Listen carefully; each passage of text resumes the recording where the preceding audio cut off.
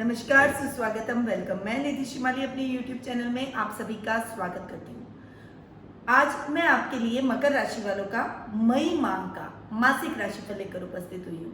पर अभी हम चर्चा करते हैं कि लॉकडाउन में आप लोग कैसे हैं, घरों पे बैठे हैं, सुरक्षित हैं, घर से बाहर बिल्कुल मत निकलिए। देखिए, अगर हम कॉपरेट नहीं करेंगे तो हमें इस लॉकडाउन से छुटकारा जल्दी नहीं मिलेगा।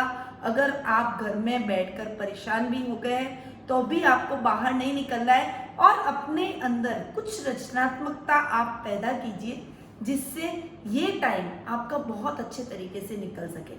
और रचनात्मकता नहीं पैदा कर सकते हैं तो ये टाइम थोड़ा सा आत्ममनन कीजिए, सोचिए कि ये टाइम हमारी लाइफ में क्यों आया, परंतु पॉजिटिव वे में, नेगेटिव वे में आपको नहीं सोचना है, क्योंकि दुनिया से हम बहुत बेटर स्थिति में हैं। विश्व पर पूरा इस संक्रमण का कब्जा हो रखा है और हमारा देश भी अछूता नहीं है, पर विश्व से हम काफी ठीक स्थिति में अभी चल रहे हैं।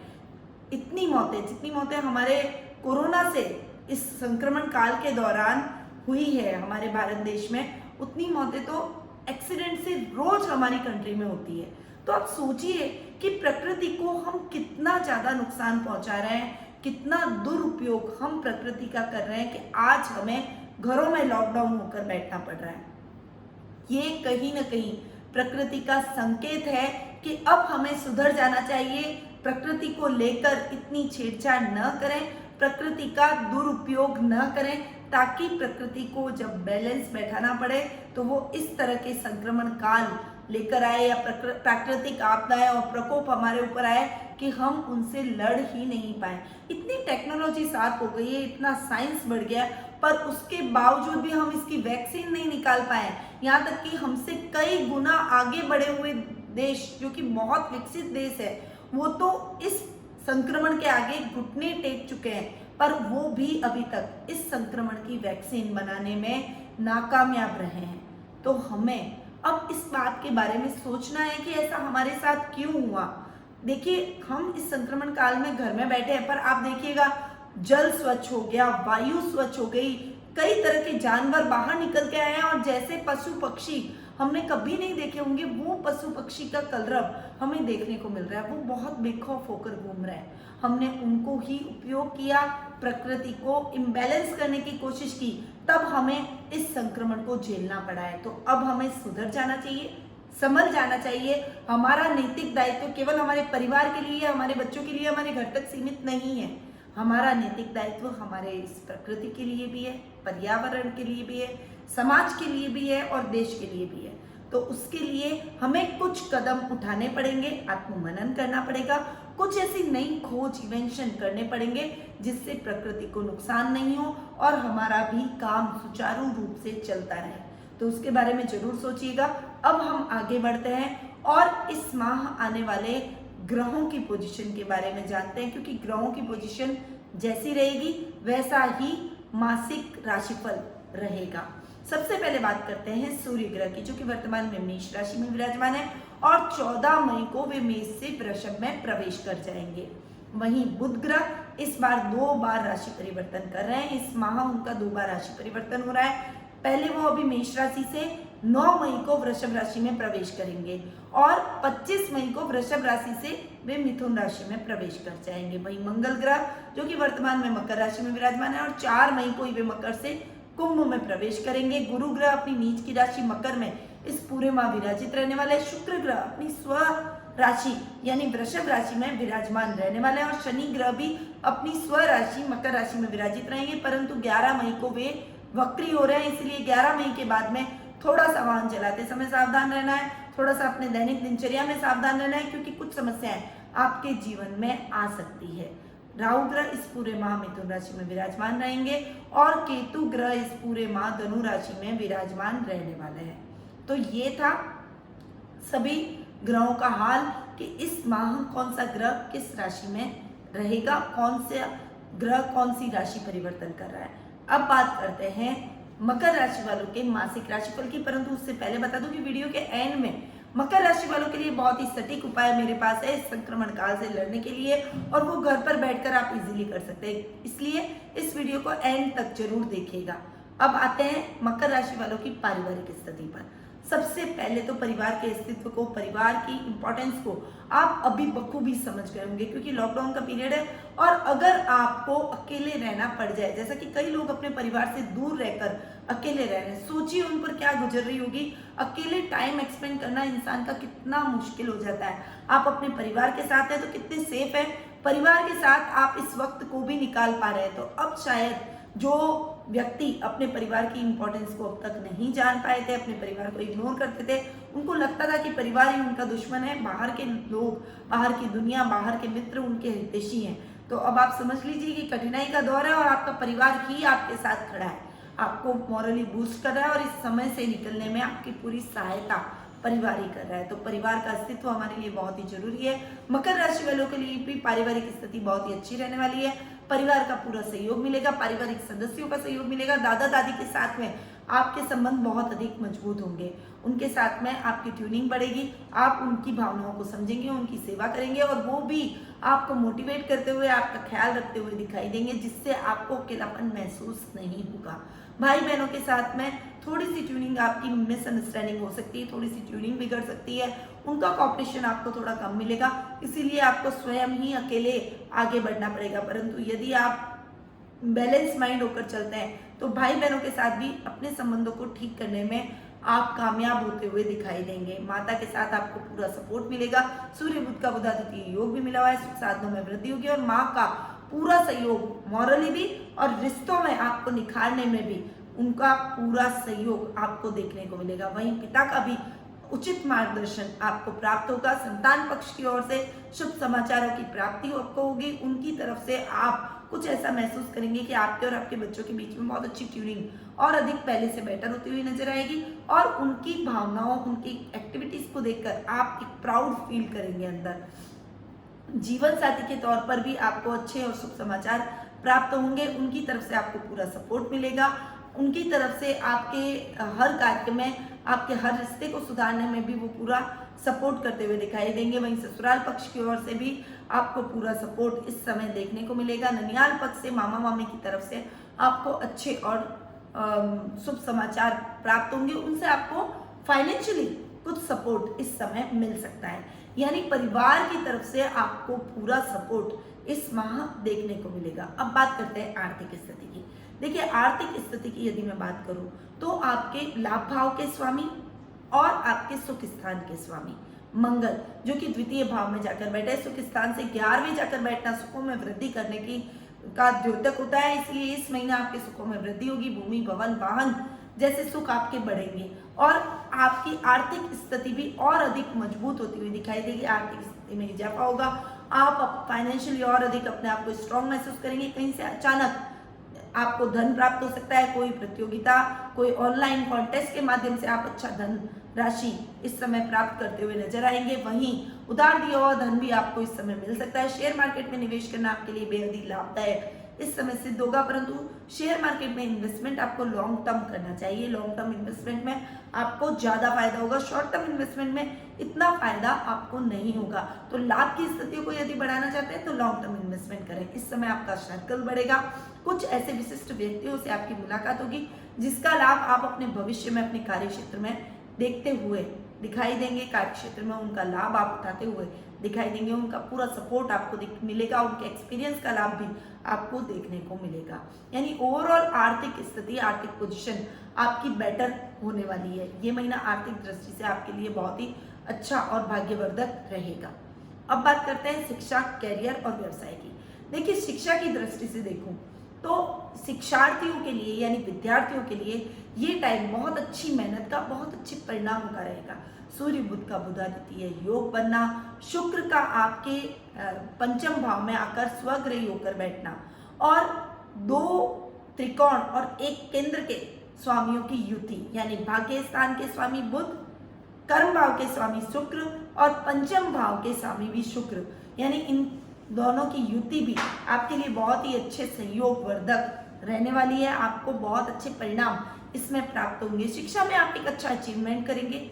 इस समय आप जो भी पढ़ाई करेंगे उससे बेटर रिजल्ट आपको उसके भविष्य में देखने को मिलेंगे। टीचर से मार्गदर्शन अच्छा प्राप्त होगा।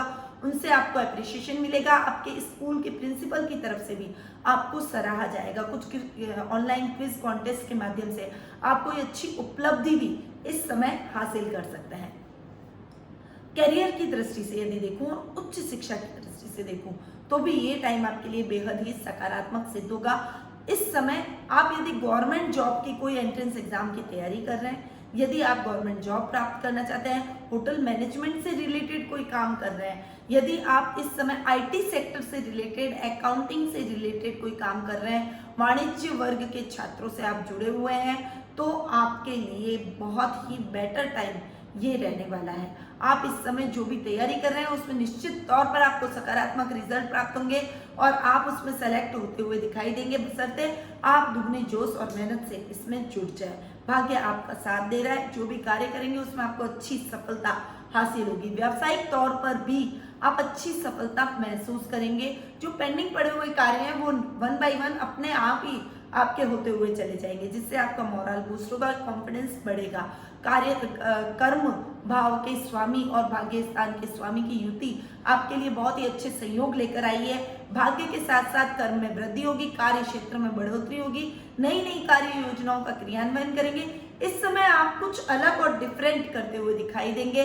राहु का 6th हाउस में जाकर बैठना अच्छे अचीवमेंट, अच्छी उपलब्धियां आपके कार्य क्षेत्र में आपको दिलवाएगा। यानी टोटली ये महीना फाइनेंशियली भी और कार्य क्षेत्र के हिसाब से भी आपके लिए बहुत ही खास रहने वाला है। मकर राशि वाले यदि मेडिकल लाइन से जुड़े हुए हैं, कुछ रिसर्च से जुड़े हुए हैं, साइंटिस्ट हैं और कुछ दवाइयों से रिलेटेड आप कुछ इन्वेंशन करते हैं, तो कोरोना वायरस की वैक्सीन भी अगर कोई बना पाएगा तो वो मकर राशि वाले इस समय कामयाब हो सकते हैं उस वैक्सीन को बनाने में। तो अगर आप ऐसे कुछ कामों से जुड़े हुए हैं तो प्लीज देश हित में अपना ये योगदान दीजिए, कुछ ऐसा सोचिए, कुछ क्रिएटिव ऐसा कीजिए, कुछ ऐसा इन्वेंशन कीजिए कि जो पूरा विश्व नहीं कर पाया वो हमारा देश कर जाए और पूरे विश्व में हमारे देश की एक पहचान बने। हम बता पाए कि हम भारतीय क्या कर सकते हैं, हमारे में कितना सामर्थ्य है और ये आप में कैपेसिटी है, ये मकर राशि वाले ही कर पाएंगे। इसीलिए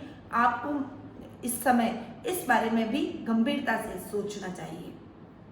अब बात करते हैं जीवन साथी और प्रेम प्रसंगों की। देखिए, जीवन साथी और प्रेम प्रसंगों के मामले में थोड़ा कभी कभी मिले जुले परिणाम आपको मिलेंगे, कहीं खट्टी मीठी टकरार होगी, पर ओवरऑल जीवन साथी का पूरा सहयोग आपको मिलेगा।